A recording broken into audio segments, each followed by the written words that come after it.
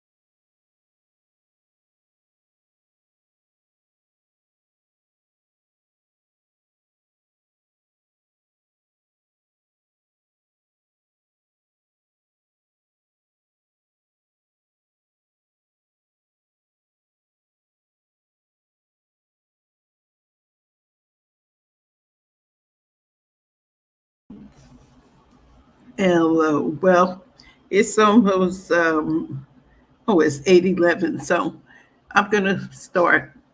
I wait to give people a chance to see if they're gonna see this. I don't know if they're gonna see it. Well, I don't know. Maybe some of you know I started a live today, and it was kind of disastrous. But you know what? I decided to do it again because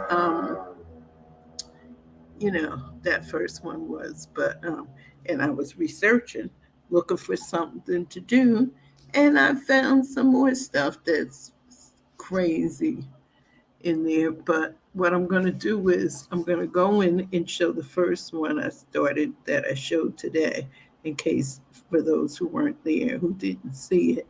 I took it down because it wasn't right. So here I go.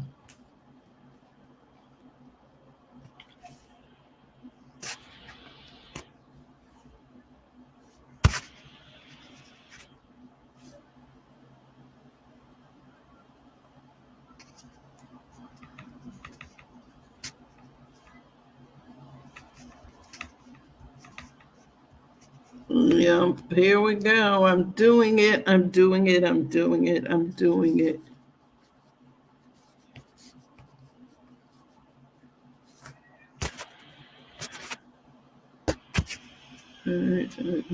Hey, Glenn Kirshner.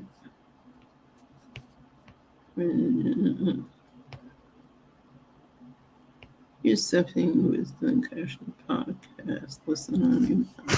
This is new. I'm going to try this one.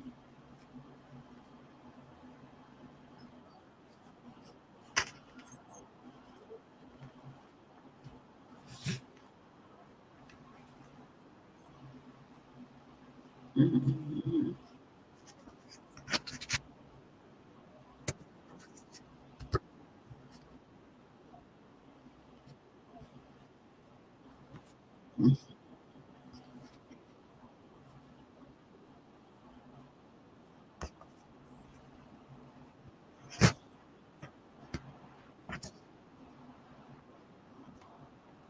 as it may seem. Let's talk about that because justice matters.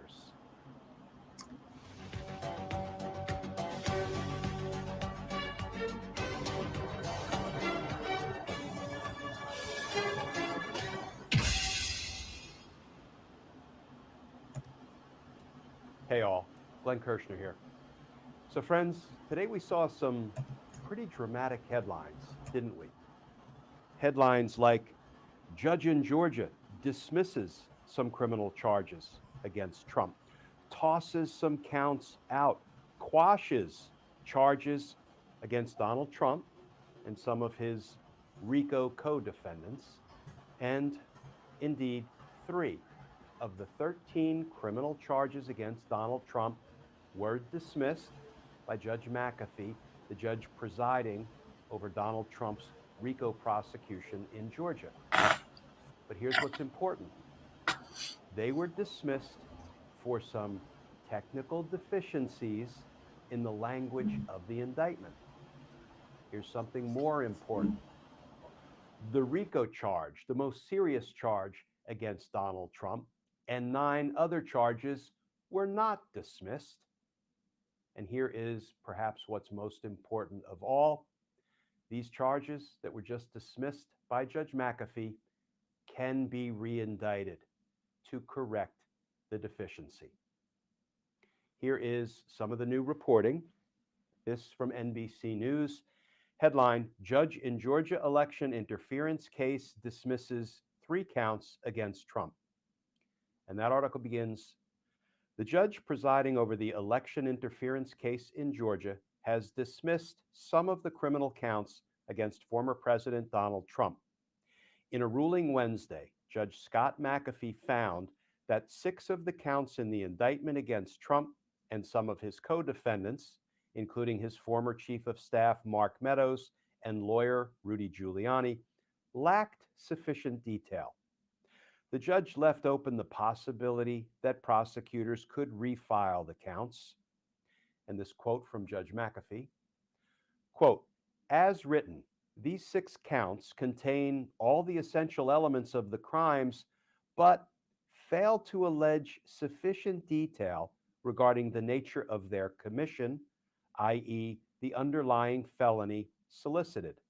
They, the charges, do not give the defendants enough information to prepare their defenses intelligently, Judge McAfee wrote. The counts the judge tossed involved accusations that Trump and his co defendants had requested state officials violate their oaths of office.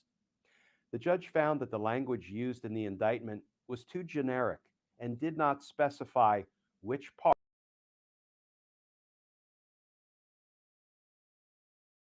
they had been accused of requesting the officials to violate. Trump was indicted on 3 of the 6 counts that were dismissed. He still faces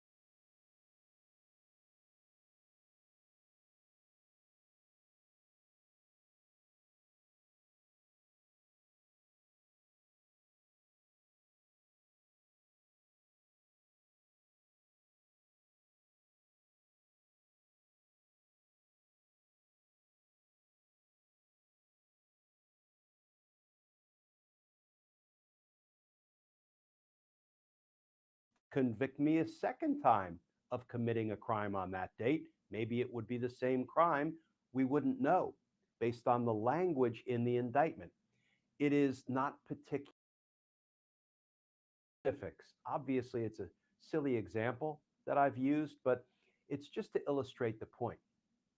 So now let's look at Judge Mack.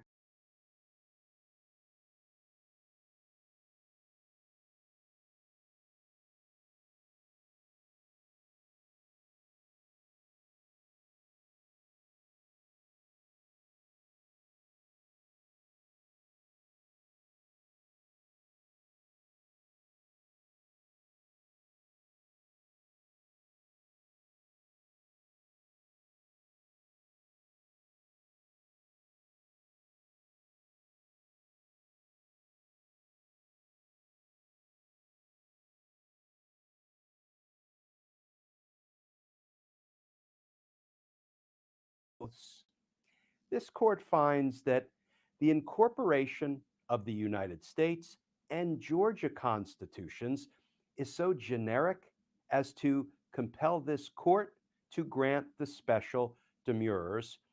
In other words, this is too vague. It's not specific enough because there's an allegation that they violated their oaths under the Georgia and the United States constitutions. You need to include more specificity, prosecutors. So Judge McAfee granted the special demurrers. In other words, he dismissed the 6 counts that he found did not contain enough specificity. But he went on to make it clear that this is about form, not about substance. Here's what he said in that regard. The court's concern is less that the state, the prosecutors, have failed to allege sufficient conduct of the defendants. In fact, it, the prosecution, has alleged an abundance. So, what's Judge McAfee saying there? He says the court's not concerned that the prosecution has failed to allege conduct, criminal conduct of the defendants. No, there's plenty of that in the indictment. He's saying it's all about the form of the indictment.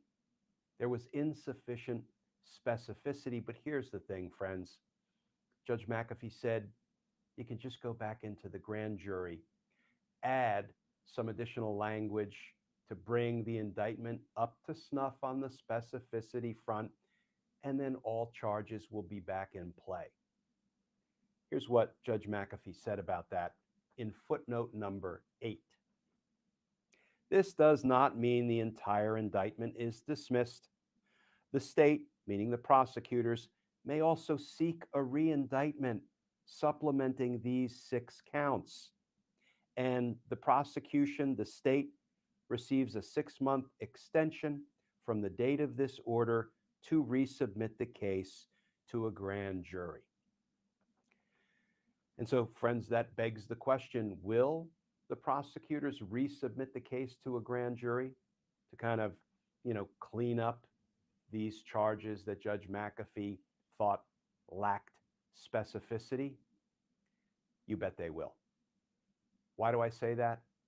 Well, it's because of the nature of one of the charges against Donald Trump that Judge McAfee just dismissed. One of the dismissed counts involved Trump's call to Georgia's Secretary of State, Brad Raffensperger, urging him to find enough votes for him to be declared the victor in the state, which he'd lost to Joe Biden. Another involves a letter Trump sent to Raffensperger urging him to decertify the 2020 election results. So, friends, you can bet that the prosecutors are very likely to go back before the grand jury and reindict these 6 counts. I mean, they are not going to give up that compellingly criminal call that Donald Trump placed to Georgia's Secretary of State, Brad Raffensperger, just find me 11,780 votes and corruptly declare me the winner in Georgia. They're not likely going to give that charge up. Now, friends, to be clear, this is not a good look. This was a mistake by the Georgia state prosecutors. But here's the thing. Most prosecutors are human. They make mistakes. I know I did, still do. But this is little more than a speed bump on the road to justice. And let's be clear, this mega RICO case, 19 co-defendants, was always going to be a marathon. It was never going to be a sprint. I mean, this is a case that was designed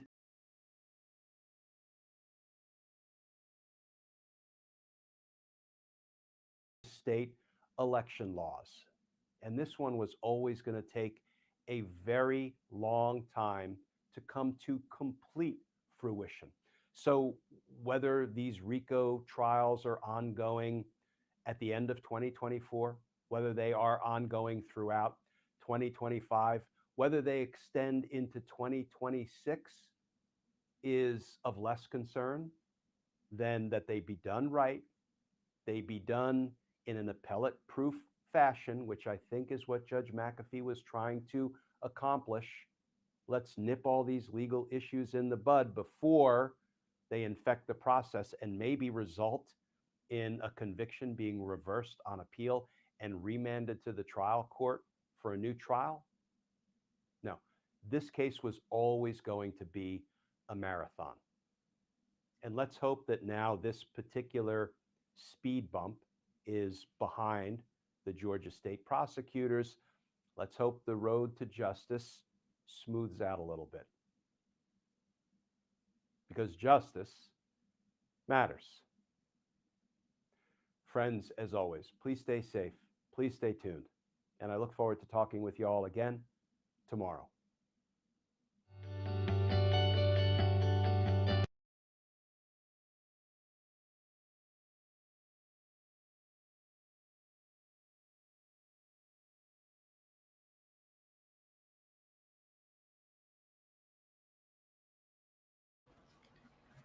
Well, you heard that. So, what do you all think? You know, you can leave it in the comments if you like. It's now 8:25. Maybe nobody's seen it. Maybe it was too early because that's dinner time for some people. But that was Glenn Kirshner, and he explains it better because he used to be a federal prosecutor himself, and he did it. And he explained the breakdown. The judge did not dismiss the, dismiss any cases against um, Donald Trump. It doesn't mean that he's going to disqualify Fonnie Willis, but on there's so many things that you there's so many people online saying, "Oh, she's done. He's going to follow." He threw out 6 counts, but you heard for yourself. He didn't throw 6 counts out.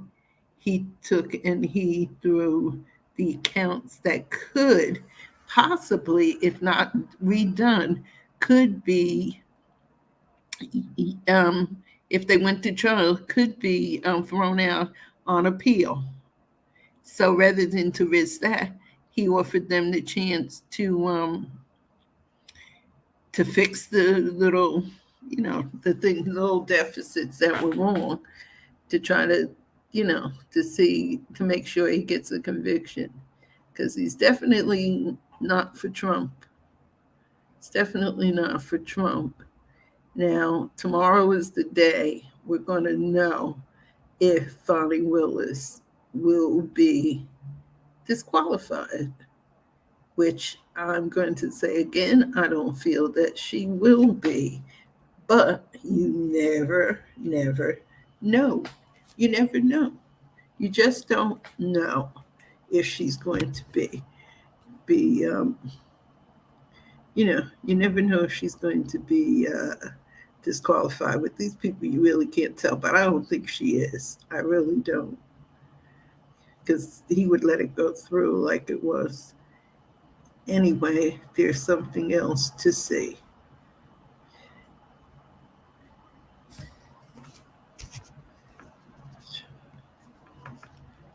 Yeah,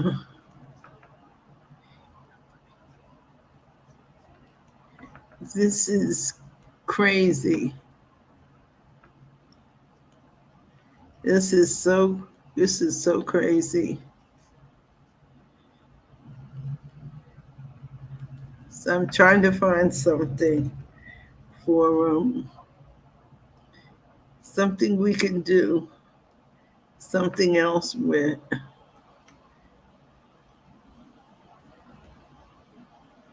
There's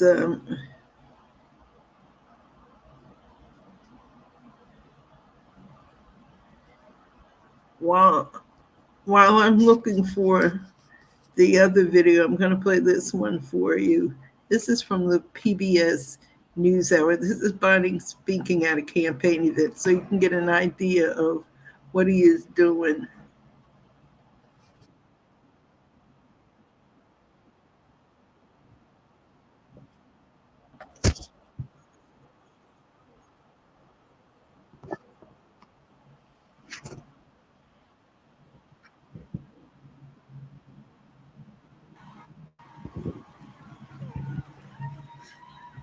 Wasn't he on fire?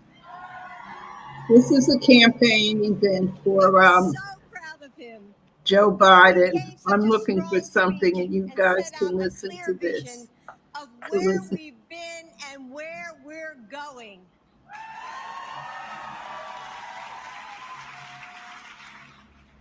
So it's great to be home. As most of you know, I'm a Philly girl. So I grew up in Willow Grove, just north of the city. And probably like most of you, I spent my summers watching the Phillies with my dad. And of course, in the fall, we were always watching football and the Eagles. Yes. And speaking of the Eagles, can we give Jason Kelsey a round of applause?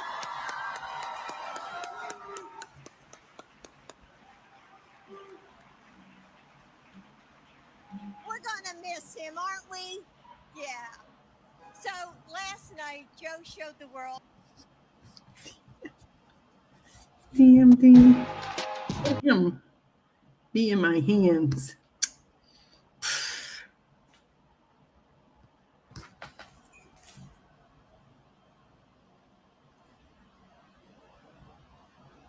Yeah.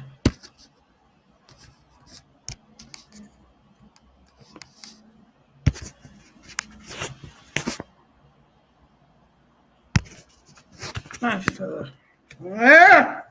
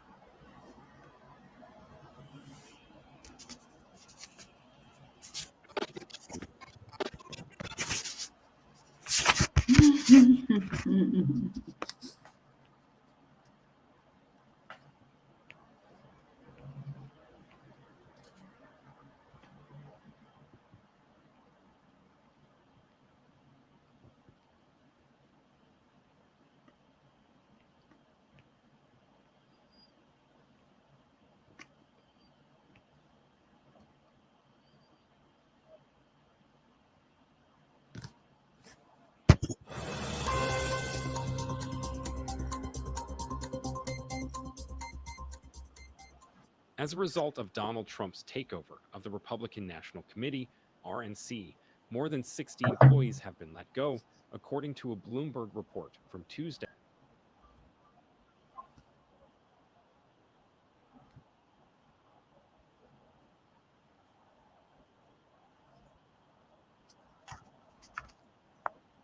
With the situation. In a decision that sent shockwaves through the Republican Party last Friday, the RNC appointed Michael Whatley, the current chair of the North Carolina Republican Committee, and Laura Trump, the former president's daughter in law, as co chairs. Chris LaCivita, a senior advisor to Trump, has taken on the dual role of chief operating officer of the committee and advisor to Trump's presidential campaign, heightening the intrigue. Politico broke the news of the layoffs first, citing sources who said they affected employees in the data, communications, and political teams departments, among others. Because these are highly confidential company matters, the individuals who are disclosing this information have chosen to remain anonymous. A major consolidation of power within the party is evident in the decision to overhaul the RNC's staff, which effectively merges the committee with Trump's campaign apparatus. With this merger, the parties are showing their intent to work together more closely and pool their resources in preparation for the next general election. The Republican National Committee's RNC mutually beneficial relationship with Trump's campaign is likely to alter the party's strategy and message on the campaign trail. Even though he is no longer president, Trump continues to have influence within the Republican Party, as shown by his role in restructuring the RNC's leadership structure. His strong support for a leadership transition within the Republican National Committee, specifically demanding the resignation of former chair Ronna McDaniel, highlights his determination to guide the party in a way he believes will be more effective and responsive.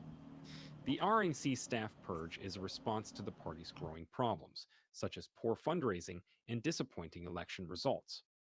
This shift demonstrates the Republican Party's realization that it needs a shakeup to face these problems squarely and refocus its goals before the next elections.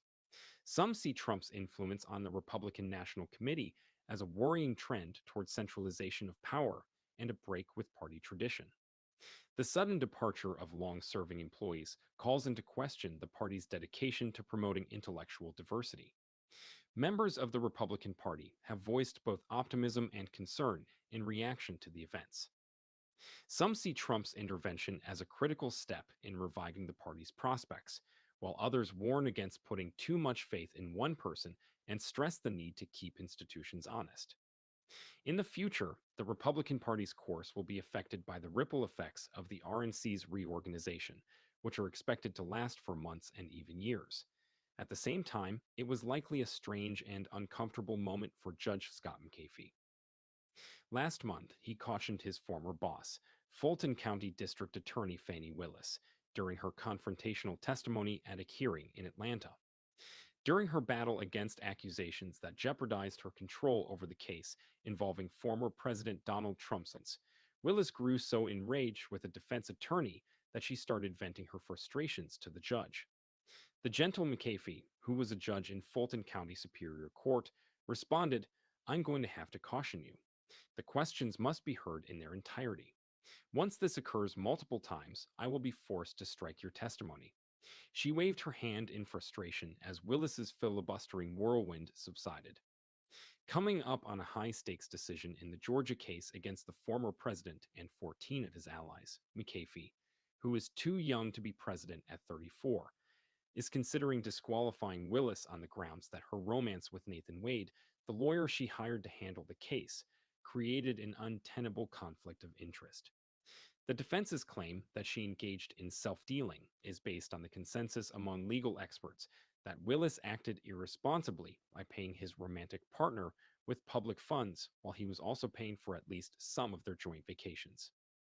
But people have different ideas about whether or not her activities really did create a conflict of interest, and whether or not the district attorney and her office should be disqualified just because there is an appearance of a conflict. The steady McAfee adheres to textualism, a prevalent judicial philosophy that follows the law as written instead of trying to divine intent, and he has only been on the court for a year. He has maintained momentum and done his best to diffuse tensions throughout the Trump case.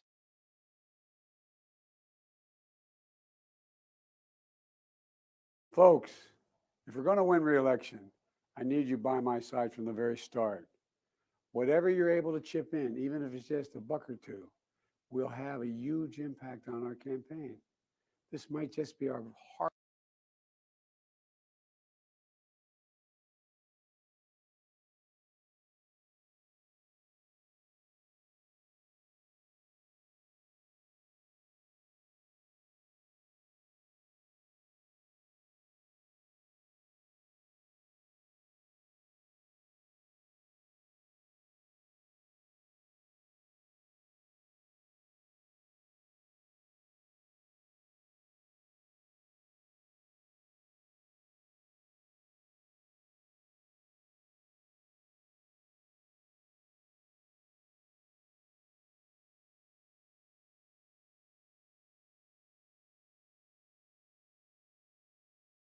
Okay, this is crazy. Um, Here's some other stuff I want to say. I don't think nobody's going to come up. So if nobody comes up by the time I finish, I'm just going to show you a few things that I found. So bear with me with this. You can see it.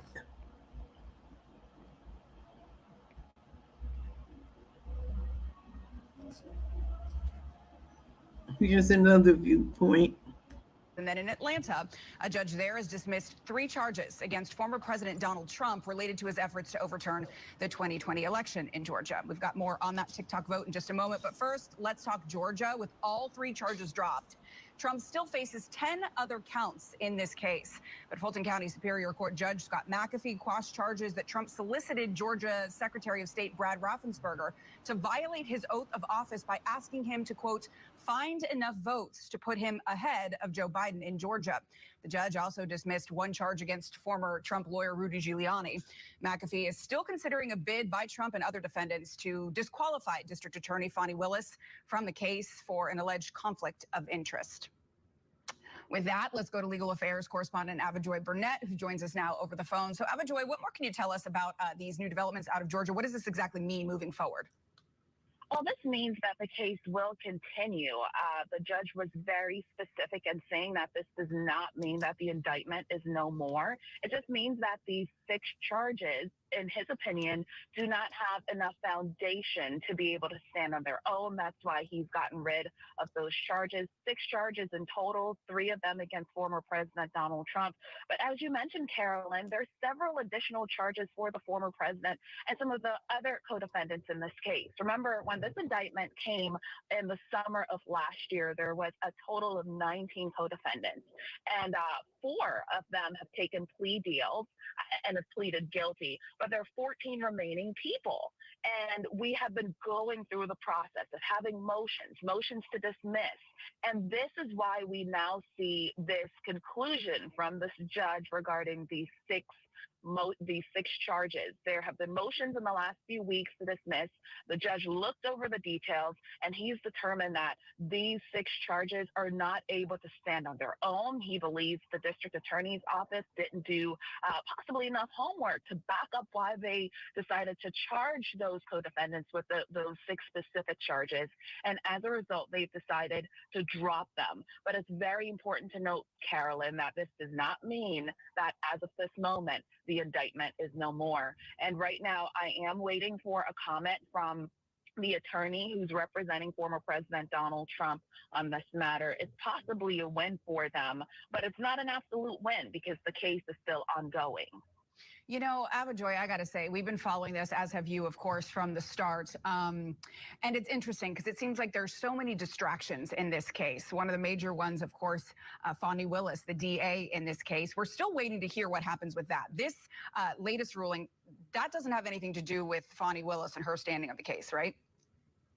It does not have anything to do with the standing. In fact, Carolyn, we were waiting for the judge to determine if the district attorney, Fani Willis, is able to continue on this case. It's something that's totally different from this news that came out today with the 6 charges that are no longer on this indictment. So that's why when this information came down, it was such a surprise. It took a little bit of time for the information to trickle out because, as you know, there have been problems with the system in Fulton County, Georgia, because of a cyber attack. And we were able to get this information from an attorney who is representing one of the co-defendants. They sent this information to us because it is public information, but it's been really hard to get details on this case because the website is not up and running. But this really was a surprise today. Many people who've been following this case, including myself, we were waiting to see what the judge's ruling would be on if District Attorney Fani Willis and the special prosecutor she hired, Nathan Wade, should be disqualified from continuing on the case. And just to refresh everyone's memory, on that situation, the district attorney was accused of financially benefiting from the prosecution because she hired someone who she ended up having a romantic relationship with. It opened up for many people a can of worms because the district attorney was forced to testify under oath and publicly admit this relationship. There was this massive move from defense attorneys to have her disqualified and to have the case dropped altogether. And that is what people were waiting to hear about. This hearing happened, the closing of these hearings happened on March 1st, and the judge, Judge Scott McAfee, said he would give us a decision within 2 weeks. That deadline was coming up this Friday. And so that's what we were all refreshing our computers, waiting to get details on. And then this big news came today about these 6 charges being dropped from specific individual co-defendants in this matter. So it's a bit of a surprise, but the bottom line here is this indictment still stands. And as of this moment, the process will continue. We will continue to see additional motions. We will continue to see this work its way through the court system. But we still have to wait to see if the district attorney will be disqualified from the case. Interesting stuff. Legal affairs correspondent Avajoy Burnett, thanks so much. I am very humbly asking if you could chip in $5, $10, or even $25. I know that times could be tough, and they are tough under this horrible president that we have, crooked Joe Biden. So if you can't contribute now, don't even think about it. Don't do it. You got to take care of your family and yourself. I want you to do that first.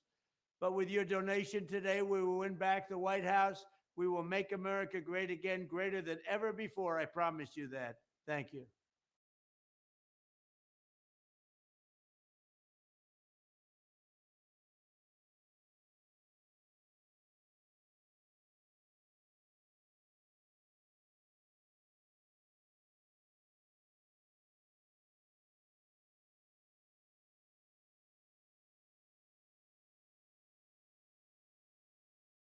On Friday, Donald Trump completed his takeover of the entire Republican Party. It is now officially the party of Donald Trump. And he did that because his 2 handpicked morons, Michael Whatley and Laura Trump, his daughter-in-law, on Friday officially did become the chair and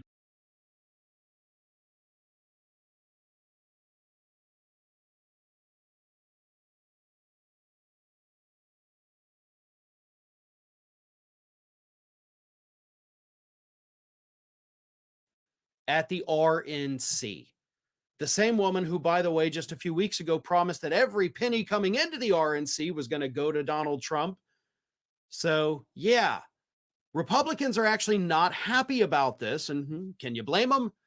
I mean, there is no Republican Party anymore. There is the Trump Party, and he has now put his own family members in charge of it. I mean, can you imagine for a second what Republicans would do if Barack Obama came along and was like, hey, I need to put Sasha and Malia, his two daughters, as the chair and co-chair of the Democratic National Committee? Republicans would be launching all kinds of conspiracy theories. Oh my God, Obama's now taken over. He is the swamp. He's installed his daughters here. This is nepotism. This is favoritism. This is corruption. If a Democrat did it, that's what would happen. I mean, what if President Biden was like, you know what? I think I want Hunter to be the co-chair of the Democratic Party. Oh my God. Conservative publishers would run out of ink because they would have to print so many headlines on that. But Trump does it and they're like, man, this is good. This is the best thing for the party. Well, not if you ask actual Republicans out there in America, because here is just a sampling compiled by Raw Story of Republicans telling us that because of Donald Trump's takeover, they're officially done. First one, Laura Trump is now co-chair of the RNC. After a lifetime of donating to every GOP nominee and multiple down-ballot candidates every cycle, I'm out. I donated to help win elections, not to maintain the lifestyle of a billionaire. No point donating now. Another conservative, both of these, by the way, are military veterans, the first one and this one, said, I will not donate another penny to the GOP as long as she is involved in the leadership. Another user on social media said, MAGA not getting a dime from me ever again. Good luck trying to raise money for Trump's legal issues. A Gen Z conservative said, quote, I will focus on down ballot races this year. But if these idiots aren't ousted or they don't wake up nationally in 2024, I will see to it they will. We must reclaim the party of Lincoln, Coolidge, and Reagan. Here's what another one said. For the last 40 years, I've supported the GOP. Sadly, I will not send another dime to the RNC, but will contribute to conservative candidates directly. So these people are not saying that they're leaving the Republican Party, but they are leaving the RNC, right? Which means the RNC is not going to get as much cash. Now, maybe it's just these 5 or 6 people. Or maybe these 5 or 6 people are speaking for 500,000 to 600,000 people. You know, just because not everybody openly, vocally, publicly complains about it means that they're okay with it. So I think these attitudes represented by these folks on social media are probably more representative than we think. Either way, the Republican Party, even if these people continue to donate their money to it, you're now left with a person who is basically in charge, with Donald Trump pulling the puppet strings from behind the scenes, who doesn't know what she's doing. And that never bodes well for a political party. You want somebody experienced. You want somebody that knows what the hell is going on. You've had 4 or actually, God, 8 years at this point of horrific leadership under Ronna McDaniel. And I can promise you, within just a few months, y'all are going to be looking back at those 8 horrible years fondly. You're going to be like, oh man, things were so much better under Ronna McDaniel. That's how bad things are about to get for you. Well, folks, we have crossed that 1 million subscriber milestone, but rest assured, we are just getting started here at Ring of Fire. So if you're not already, please do subscribe to the channel and make sure to like, share, and comment on the videos.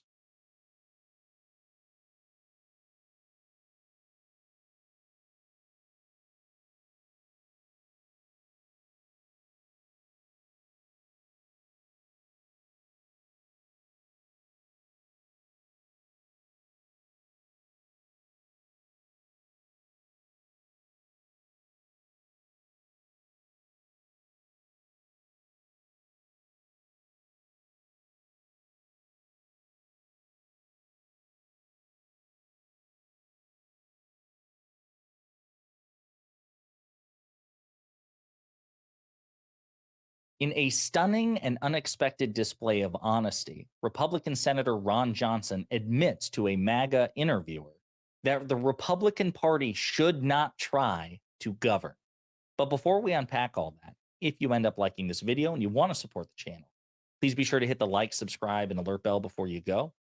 I'd greatly appreciate it. All right, friends. So listen, we've made quite a bit of hay in previous videos about the Republican Party's inability to responsibly govern. We give the devil the credit they're due when we talk about their ability to dominate the news cycle, to shape the news narrative, to influence public perception and polling, even when it contradicts the facts. Republicans enjoy a 30-point advantage with perception on the economy, even though the macroeconomic indicators have said for decades that the economy performs consistently better when Democrats are in power. We see it with perception on the border. Republicans killed a bipartisan border bill for cynical political purposes, and yet, as of right now, they still enjoy an advantage with respect to polling on immigration. Republicans have their strengths, but none of them involve actually governing, right? We've said it before that this iteration of Congress with Republicans in control of the House of Representatives is the least productive in modern history and the second least productive in U.S. history. A direct correlation between their control of one of the chambers and the inability of government to get things done. But what's new about this is an incumbent Republican senator, Ron Johnson of Wisconsin, just gives the game away and says he's not interested in responsibly or effectively governing. Currently here inside the bubble, you hear Republicans say, we need to get a result. We need to effectively govern. To me, that's almost code words for we got to do Democrat light. I'd subscribe more to the William F. Buckley definition of conservatism, which is standing athwart history and screaming, stop. We have to stop this madness. So there's a fair amount of stopping that's being required here. I think we'd be far better off if we never passed another piece of legislation. It's almost like the Jim Jordan school of governing. Jim Jordan, who's very much takes a similar approach to Ron Johnson here. He's in the House of Representatives, and he is the least productive member of Congress, passed and sponsored no bills which have passed, right? But Johnson, unlike Jim Jordan, is again just publicly stating it. He's like, listen, we have some people here complaining about, Republicans can't govern effectively. Well, that's Democrat light. He volunteers the idea that to effectively govern is to be at minimum a diet Democrat, because he recognizes the meaningful relationship between effectively governing and the Democratic Party. He's like, no, we shouldn't do that. That's what Democrats do. We should do opposite. We should stop legislation. I'd be fine if there was literally no other piece of legislation ever passed. Something to the effect of that is what he just said. That's a stunning admission. And to be quite candid with you, the Democratic Party and President Biden should be using this for one ad after another. This should play nonstop during an election year. But what's interesting is, again, you contrast that to some of the rhetoric used by his fellow Republicans. Mike Johnson's a great example of this. Speaker of the House. He's a terrible speaker in terms of getting his agenda accomplished, right? I mean, we've seen Republicans really struggle with this. But even Mike Johnson says, even if he's lying, he says that Republicans should try to govern, as a reminder. New coalition. Now, Speaker, what is your role? You're piloting the House. You're the North Star. I know it's a thin deck, but nonetheless, you have the political gavel and the political platform. How do you want to play this? Well, listen, I think that we've got to demonstrate that we can govern. I think we hold fast. We have to demonstrate that we can govern. Even Mike Johnson says there at least has to be the perception of responsible governance. Again, Ron Johnson just admitting that no, we shouldn't even try. It's stunning. Chip Roy, a far-right Republican congressman, the guy who went viral saying, give me one thing I can say that we've done. He repeated something very similar in terms of lamenting the GOP's inability to govern. Republicans will go around and they'll talk about how they scored major wins, how they somehow delivered for the American people. The fact of the matter is, we did no such thing. Agreed. You guys have an allergy, a chronic allergy to responsibly govern. I mean, again, I've complained about this before in debates and conversations with other conservatives and enlightened centrists, just the stunning curve on which Republicans and American right-wingers are graded. I've compared it very often to a three-legged race, right? This idea that The Republican Party and the Democratic Party, even under the best of circumstances, obviously have wildly different views on what good policy looks like or what responsible governance looks like. But now, in the three-legged race that is American politics, Republicans, they're not even trying to run in a different direction or saying, hey, no, we should go this way to get to the finish line. They just literally drop to the ground and hug the leg of the Democrats to thwart progress. And yet very often they're rewarded for it electorally, right? They control 30 out of 50 state legislatures. There's a 6-3 conservative supermajority on the United States Supreme Court. We have a Democrats have a razor thin margin in the Senate, even though people affiliated with the Democratic Party, they represent 40 million more people in the United States in a country of 330 million. So that's a substantial chunk. And yet it's effectively 50-50. Republicans control the House of Representatives, as chaotic and dysfunctional and stupid as it very often is. I mean, so much of our political system is just geared to make it so effortless for Republicans to win elections and re-election. And then when you hear admissions like this, it's like, when are we going to wake up to this? When are people going to realize, like, hey, listen, you don't reward people with government positions if their philosophy is government shouldn't govern? It's almost like, would you make somebody your fire chief, like your chief firefighter, if their position was we shouldn't put out fires? No, of course not. Even if you disagree with policy, as I've said before, time and time again, it's simply a fact, and Republicans are now openly admitting it. To effectively govern is to be a Democrat, and Republicans have no talent for or interest in responsible governance. They are openly admitting it, which confirms what I've been telling you. It is a fact. It's not a matter of opinion. It's simply a fact. Democrats are objectively far better at governing. And if you care about your government actually functioning, knowing that the government's not going anywhere, so do you want it to work for you or spiral out of control to your detriment? If that's the case, if that's something you should consider, then perhaps ahead of the 2024 election, you should vote blue in November. Let me know what you think in the comments.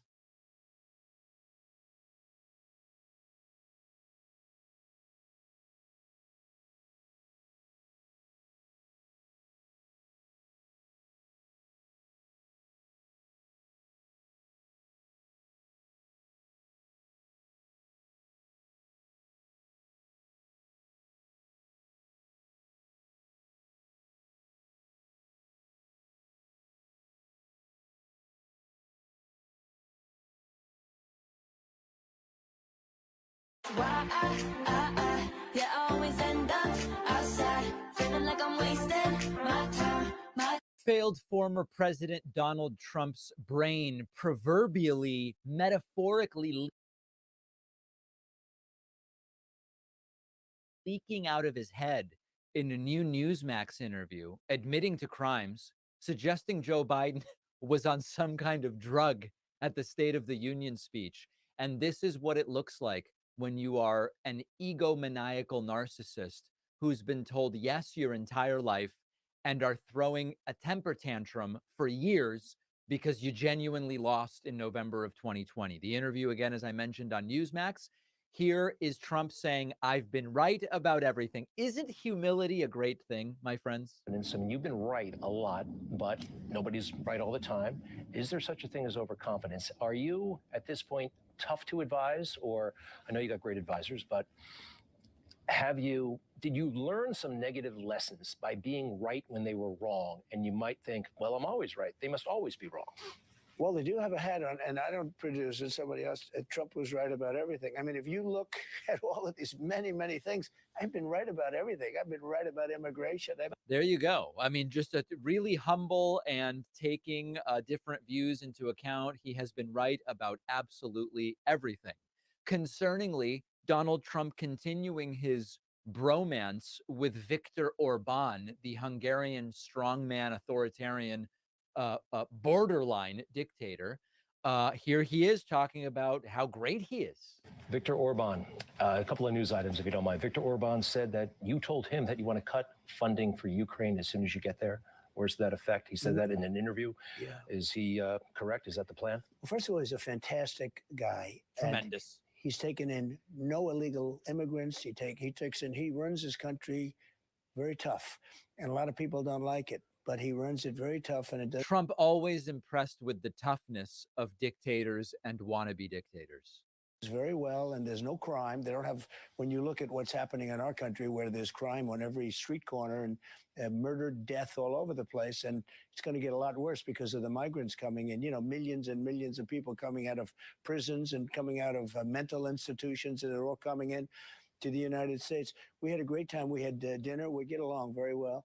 But I told him, what I told him is Europe is spending a tiny fraction of. The answer here is Trump doesn't directly say, but Orban's claim is Trump told me he wouldn't give a penny to Ukraine if he became president, and Trump is super impressed with Orban, and he doesn't like that other countries aren't giving what Trump believes would be their fair share. Trump then admitting to crime, saying, listen, I took the documents and I took them legally and I had a bunch of boxes. But of course, that is the crime. That it's not up. Trump claims that it was all legal. It wasn't. And so really it's about, did Trump take it? And he says, yes, I did. I took them very legally, and I wasn't hiding them. We had boxes on the front of and a lot of those boxes had clothing, and we're moving out. Okay, So legal. Unfortunately, we're moving out of the White House, and because we're moving out of the White House, our country's going to hell. But we weren't hiding anything. It wasn't just legal. Understand that it was very legal. And of course, it was not by any stretch of the understanding of what the law is. Trump then suggesting that during the State of the Union speech, President Joe Biden was on some kind of drug because he was jacked up. And you've got to wonder what's going on. This is just Trump repeating the talking points from Fox News and elsewhere that Biden clearly was on something. Gets up and makes a speech the other day. He's screaming at everybody like a lunatic. And everybody said, oh, he made it. You know, he made it through, barely. He made it through the speech, and he was all jacked up. And you just wonder what's going on. This is a very dangerous time for our country. You got to wonder what was going on. He was jacked up. It just doesn't make any sense. Newsmax asking Trump the really tough question of whether it ever gets lonely at the top for him. And Trump has to one up and compare himself to Andrew Jackson. This guy was the president of the United States. Mr. President, I'm very curious about what it's like for you, your life. You know, no one's gone through what you've gone through. Nobody in human history has really, and I know you have supporters. By the way, these questions would make North Korean propagandists blush. Friends, family, they say it's lonely at the top. And I'm actually curious, is it ever lonely for you? I mean, no one can fully relate to what you've been through and what you're going through. Are you ever lonely? So I was, over the years, I love history. I study history. That's a funny state. He loves history. The only book we are aware of him even owning is Hitler's speeches. And I was always told that Andrew Jackson, as a president, was treated the absolute worst. He was just really lambasted. And I heard Abraham Lincoln was second, but he was in a thing called the Civil War, so you can understand that. But Andrew Jackson was really, really treated badly. In fact, his wife died during the process. I mean, a lot of people say she died because of the way they were treated. I mean, she was heartbroken and broken in so many other ways. And I heard that for years. And I look now, even last night I was saying it, I said, I don't care, Andrew Jackson or anybody else, nobody has, when you think of the fake things, nobody's been treated like Trump in terms of badly. Trump's been treated the worst. Andrew Jackson, they used to say, but Trump really has been treated the worst of anybody. Professional victim, no personal responsibility, professional victim. Everything that's happened to him is because of someone else's fault. Trump was asked, do you have any advice for Hunter Biden? This is pretty interesting. Hunter Biden is saying he's not going to go to the hearing he's been invited to. And look, you give him a hard time, and he deserves a hard time, but imagine you ran into Hunter. By the way, the planes flying overhead, this is an ongoing thing down at Mar-a-Lago. This, we know, makes Trump furious. And every longer form interview, you hear planes flying over Mar-a-Lago. It's just a delightful little detail. Biden say here in Palm Beach, for some reason, some crazy coincidence, and you weren't talking politics. I know that you know about addiction from your brother Fred. You've spoken about that. Just, is there anything you would tell Hunter, because his dad, apparently, the president, is worried about him relapsing? Any kind of advice or encouragement that somebody like you could give to Hunter Biden? Right. Well, I think what's happened is you know, they went after the president of the United States. And I guess Republicans went after them. And I think it's a very bad, you know, the whole thing is very bad. There's never been anything like what's happening right now. If you're wondering where the comfort is coming from Trump, because as you know, when people need advice, life advice, comfort, etc., Trump's a great person to go to for empathy. You're going to be waiting a while for it. They go after a political opponent. When I say they, I'm talking about Biden. He's going after his political opponent. I think that's made, and without even knowing it, maybe, I think it's made Republicans very angry. The Hunter Biden stuff is bad, let's face it. And if you believe the laptop from hell, there's a lot of money that's been exchanged, and it's a lot of money and seems like a lot of proof. Right. They're going to find out, and they certainly have found out, because look, a lot of money has been exchanged, and from a lot of different countries, including China, and that's serious stuff. So not exactly inspiring advice there. Trump asked, how will you reach Democratic voters? Which is a very interesting question. I mean, let's see if Trump even thinks that he needs to reach Democratic voters. Wait, right now. Yeah. The cannabis industry is exploding nationwide, and that's why I created the Master Mentors Live educational platform to train, prepare, and The other night I saw you, I guess it was Saturday night, you said, I reached my hand out to Democrats right now if you want to join us. And that was beautiful. But it was in the middle of a rally that the other side's not seeing, networks aren't carrying it. To reach out to them, to the people who've been lied to about you, how are you going to do that? And are you going to show another side to yourself or change anything? So during my tenure, we had the most successful economy in history. And it's very interesting. I was called, all of a sudden, Blacks, Hispanics, Asians, women, men, with diploma, without diploma. Everybody was doing great. And I was seeing real success. And I was being called by some very liberal or progressive, you want to use the term. They don't like liberal anymore, but I'll call them whatever. So I'm not going to play 4 minutes of him doing this.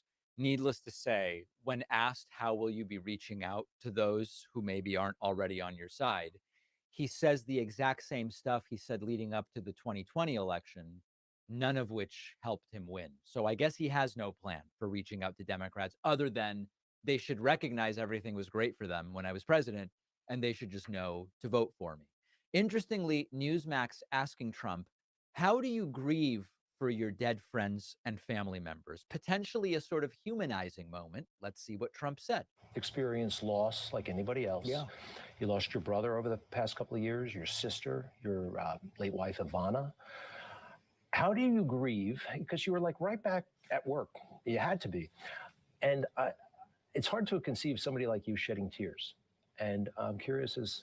You're too manly to cry. God, can they go 2 minutes without reinforcing whatever toxic stereotype is on their mind? They can't even go 2 minutes. Did it happen then? Has it happened? So I don't like to do it. I you know, it's, when you lose somebody, it's very tough. I lost my mother-in-law very recently. She was a great woman. She was very beautiful woman inside and out. And she died. And I will tell you, you know, it's a tough thing. I don't like to show that. I don't like to see it. But you have. A lot of people, no, sure you do. I mean, you do when you lose somebody that you really love. My sister, my brother, when you lose your parents, it's a very tough thing. And I find nothing wrong with it. Nothing wrong with crying, but I don't like to do it. You know, they wait around waiting for me to cry, the fake news media. And so I'll do it. Listen, I'll do it if I have to, but it's not something I love doing, really. I just, it's not for me. But I don't like to do it in public. Now I have to tell you something. Sometimes I don't think you can really help it. And that's okay too. All right. So Trump's view on grieving and crying is he doesn't like to do it. Sometimes you can't help it. He certainly doesn't like doing it in private. What a weird interview. And then lastly, Trump bringing up, of course, the foremost issue on the minds of voters, Hillary Clinton's emails. And again, he talks about BleachBit, which is software. He seems to still think that Hillary Clinton literally bleached her her It's emails. egregious what he did. But by the way, they released Hillary Clinton. She hammered her phones. She used all sorts of acid testing and everything else. They call it bleach bit, but it's essentially acid that will destroy everything, within 10 miles. Right. I mean, what she did was unbelievable. It's almost like chemical weapons that Hillary Clinton used on her emails. Again, just a reminder, BleachBit is software. It wipes data from a hard drive. It's not literal bleach. It's not acid.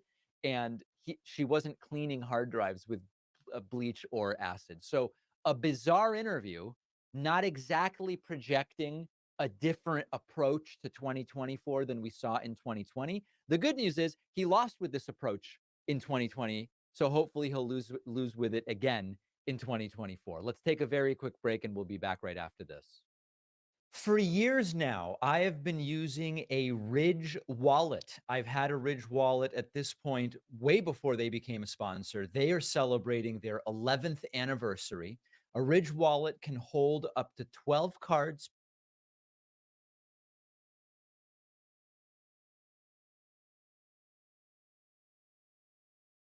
about everything. I mean, if you look at all of these many, many things, I've been right about everything. I've been right about immigration. There you go. I mean, just a really humble and taking different views into account. He has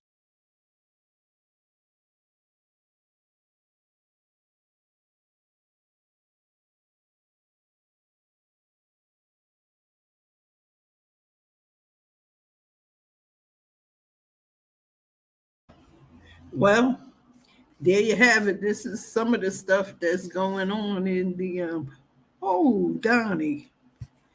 How you doing, Donnie? I've been up here just putting stuff up here. Just checking. I'm trying to figure out something, how to do it. I figured I'd put some pieces up. Well, since you're here, maybe I'll put some more up. What the heck? I don't know. Yeah.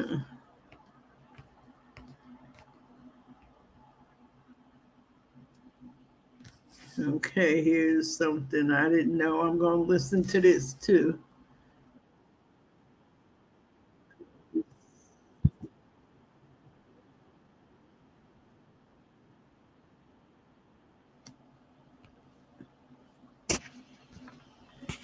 I didn't know about this. Yeah.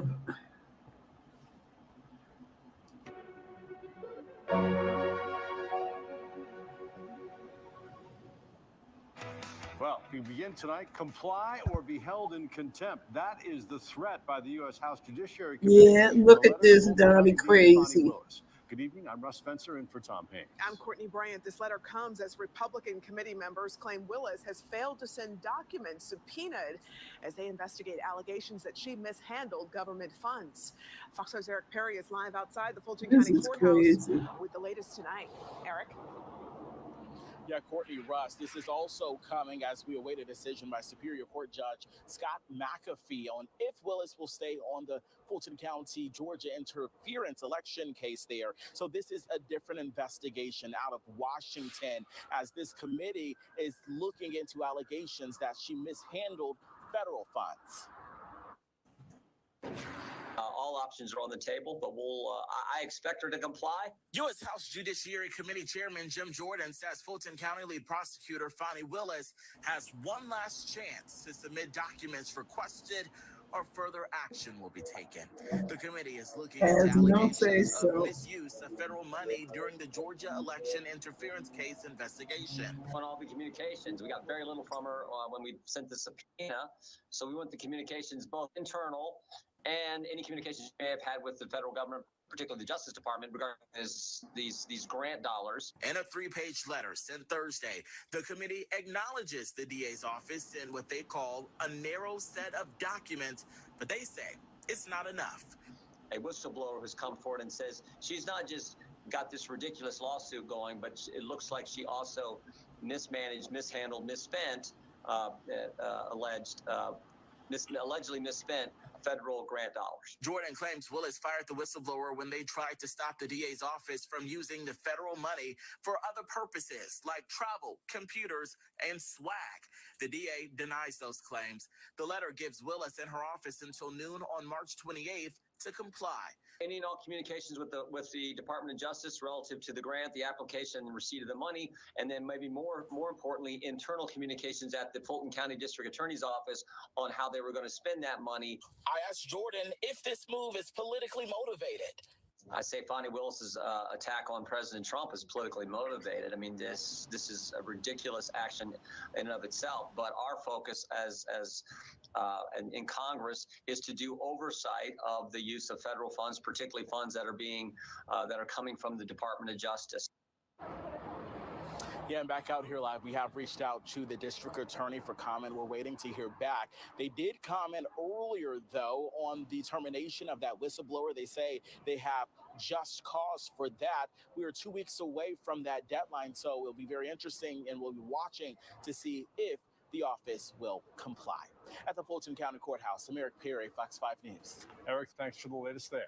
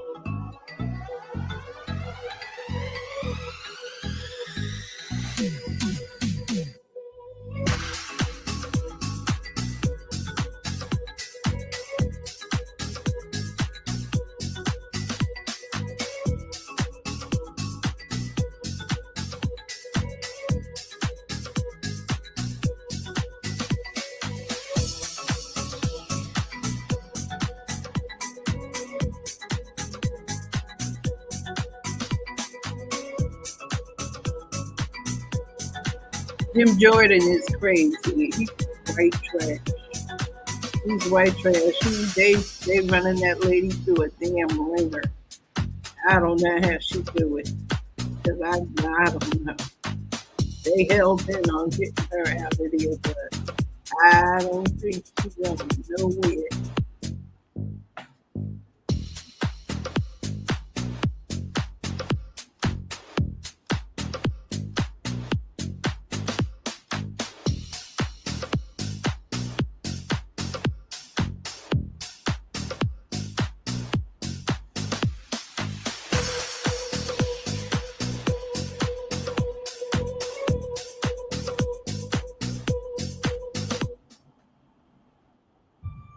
It's time.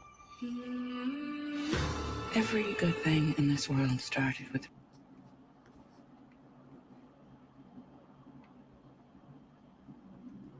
Judge Cannon.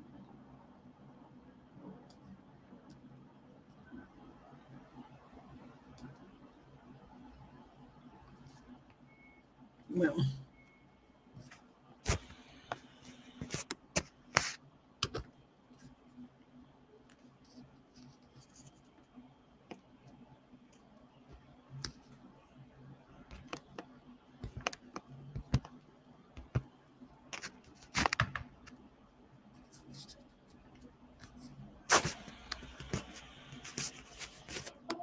all of these people on this site I'm looking at, I happen to scrolling through stuff while I'm doing stuff. I noticed that these people are all hypocrites. Fox News and all. They saying she is gonna be disqualified, and I don't know. They know what everybody else don't know. Who knows? This is crazy. It's truly crazy. Yeah, it's truly, truly crazy. I'm gonna see what else I can find. I ain't got nothing else to do. So I'll see what else I can find. I don't know what else.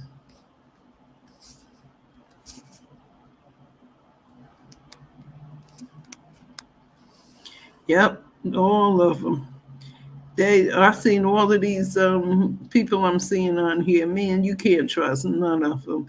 I'm seeing all this stuff, and the stuff they putting is old, and they putting it as new things and stuff. You gotta be so careful of what you read and what you hear and stuff. It's crazy the stuff they doing. They putting out this stuff like they know already. Oh, she's disqualified. She's not disqualified. Not yet anyway. Tomorrow, who knows? I hope not, but I don't think so. Because I don't think nobody want to be aggravated. That's aggravating. I'm not even the one doing it, and I'm aggravated. That's getting on my nerves. All this name calling and people acting like grown people acting like little kids. That gets to me. Let me see what else I can find since I've been up here doing. I've been doing this all night like this. I ain't got no problem with it.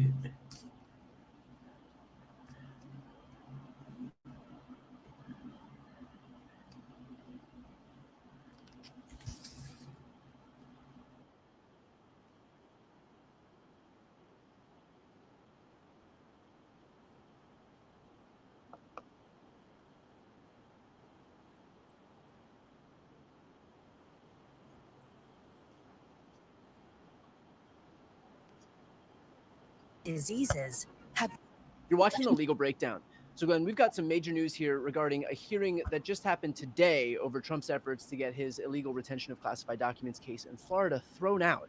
And he's making that pitch, by the way, to a judge who is I overly don't know who receptive to him. else is So what going happened to at that come hearing? in, but I don't Yeah, think so they Brian, the good are. news is based on the real-time reporting that was coming out of the courtroom, it does not look like Judge Cannon is buying into these two motions to dismiss, one based on the Presidential Records Act and the other based on a claim that the Espionage Act, which was brought into existence in 1917 and has been used over and over and over and over again through our nation's history, is somehow unconstitutional. It is what they call void for vagueness, which is an actual doctrine. The problem is it doesn't apply to the Espionage Act. So based on what we saw coming out of the courtroom, unfortunately, there are no cameras, but there was a lot of great real-time blogging and reporting.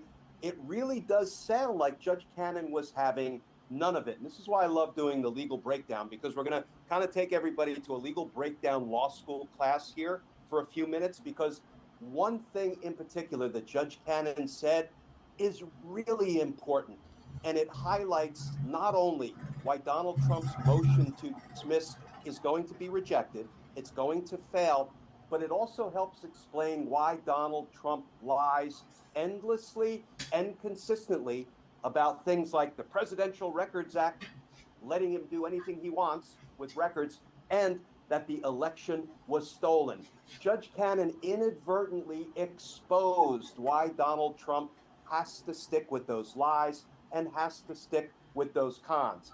And just for a quick minute, I want to read a couple of sentences of what came out of that hearing today in that Florida courtroom.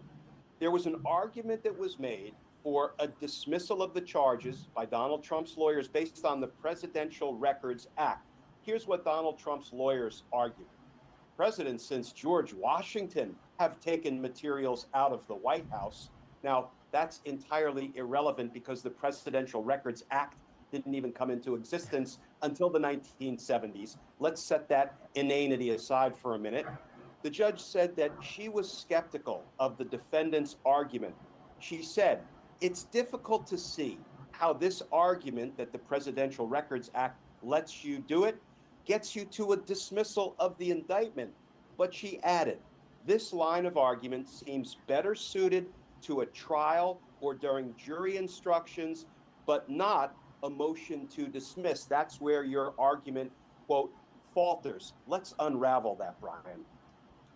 So the Presidential Records Act does not let Donald Trump take presidential records. In fact, it stands for the opposite proposition.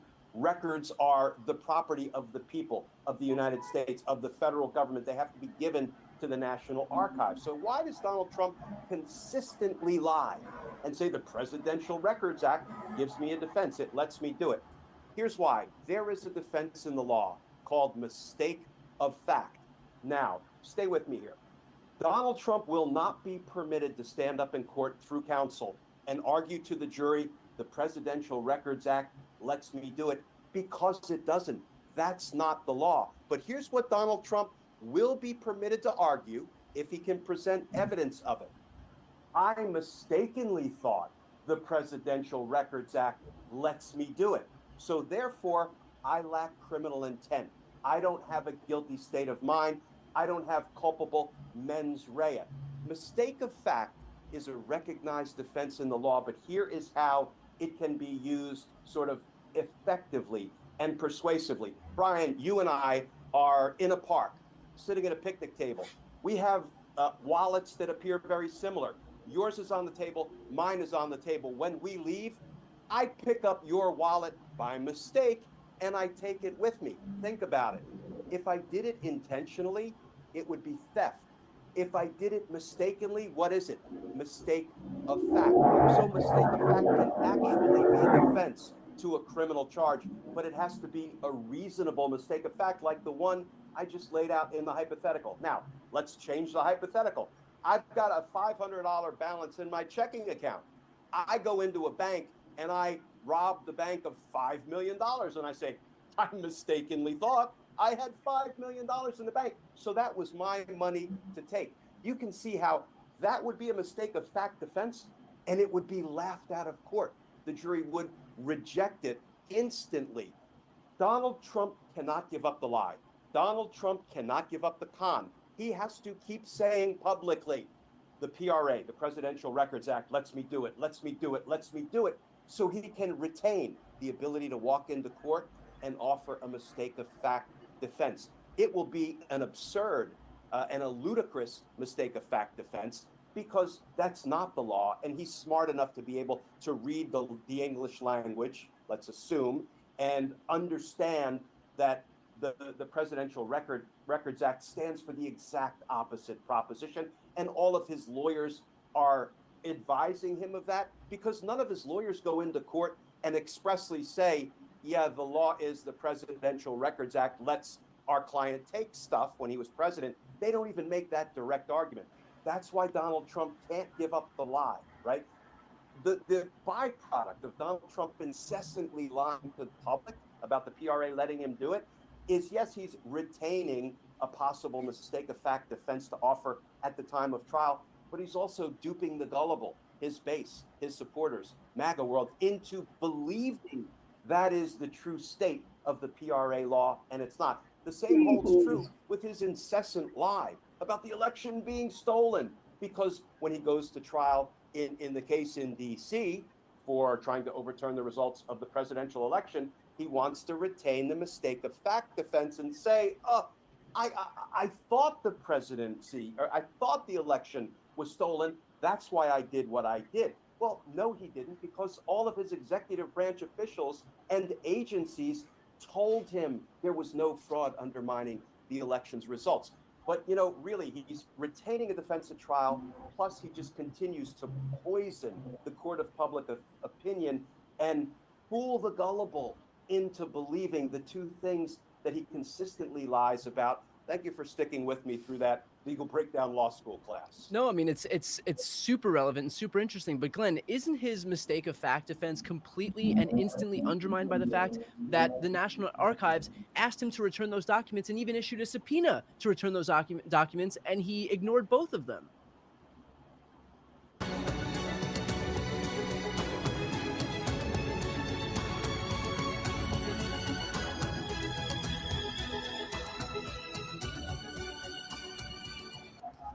Well, Brian, there you go talking sense.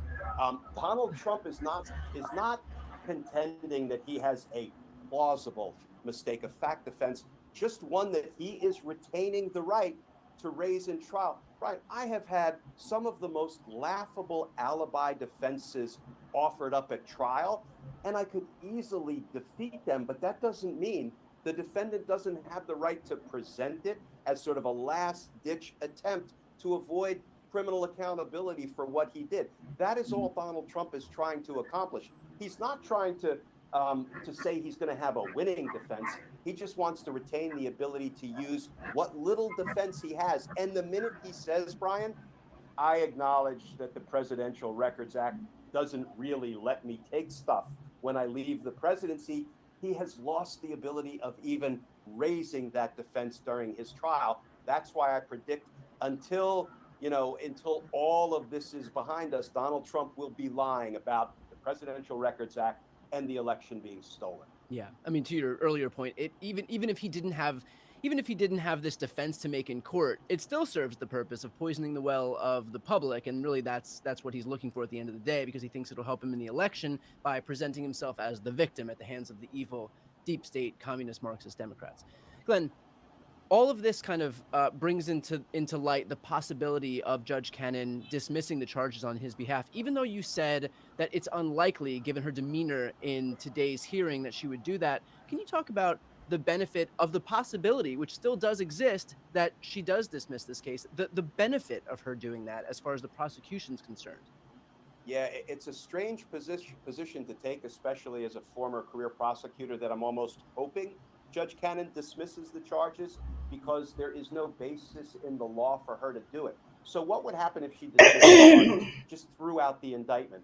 That would instantly be appealed by Jack Smith to the 11th Circuit Court of Appeals, and I can almost guarantee I'll put the full buck on the 11th Circuit reversing Judge Cannon, and that would give both Jack Smith and the 11th Circuit Court of Appeals all the ammunition they needed to remove her from the case, because it would be clear that she cannot be impartial. She's already abused her judicial discretion once before to Donald Trump's extreme advantage, and the 11th Circuit Court of Appeals reversed her and told her so, said you abused your judicial discretion and that you cannot interfere in ongoing Department of Justice investigations. I mean, that was more than one strike. That was really two strikes. She does it again to Donald Trump's extreme advantage and dismisses these cases, even though the law doesn't support it at all. I think that will be the last we see of Aileen Cannon as the presiding judge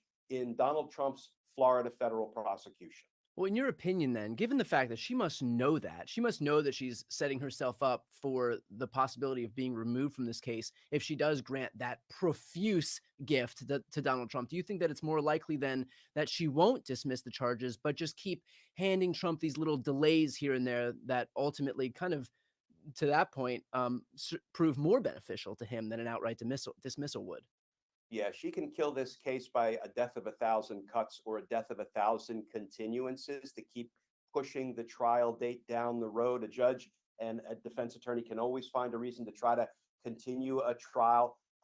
So it would surprise me at this point, hearing what she said in court today during the motions hearing, it would surprise me if she granted either of the two motions to dismiss. The Presidential Records Act, as we just discussed, she actually said in so many words, that dog doesn't hunt. In the context of a motion to dismiss, you may be able to raise a mistake of fact defense at trial, but that is not the basis of this motion. The second motion to dismiss was based on the claim that the Espionage Act was too vague. The Espionage Act has been used successfully over defense challenge to prosecute people like Julius and Ethel Rosenberg, John Walker, the Navy Chief Warrant Officer, Aldrich Ames, Robert Hansen. These are pretty famous names of spies and traitors over the years. And the law, the Espionage Act, has always withstood court challenge, and the same will be true here. There's very, very, very little risk that Judge Cannon will dismiss the Espionage Act counts in this case. Okay. And now I have to ask this question for posterity here, but do we have any indication as to when we might have a decision by Judge Cannon as to when the trial date might be? We have no decision on that. I didn't hear any reporting that she broached that subject today. The only thing I can say is at the end of the hearing today, she said that she will issue her rulings promptly in this case. Now, does promptly mean tomorrow, a week, a month? We don't know with Judge Cannon, but we still have no trial date. We have no prospect of a trial date. And the last we heard from Judge Cannon, she didn't like July 8th or August 12th. July 8th was suggested by Jack Smith and his prosecutors. August 12th was suggested by Donald Trump. You think that would have been an easy call? She could have said, I'll give Donald Trump what he's asking for. Trial date set for August 12th. She said, I don't think these dates are realistic. That right there, Brian, is an indication that her impartiality can reasonably be questioned, because when you reject as somehow not appropriate a trial date suggested by the defendant in the case, it feels like you're kind of playing for one team rather than calling it right down the middle. But to answer the question, no trial date in sight. Well, it looks like Trump certainly got his money's worth with this appointment to the bench here. So, of course, we'll stay on top of this trial as soon as we have any updates. For those watching right now, if you want to follow along, please make sure to subscribe. The links to both of our channels are right here on this screen. I'm Brian Taylor Cohen. And I'm Glenn Kirshner. You're watching The Legal Breakdown.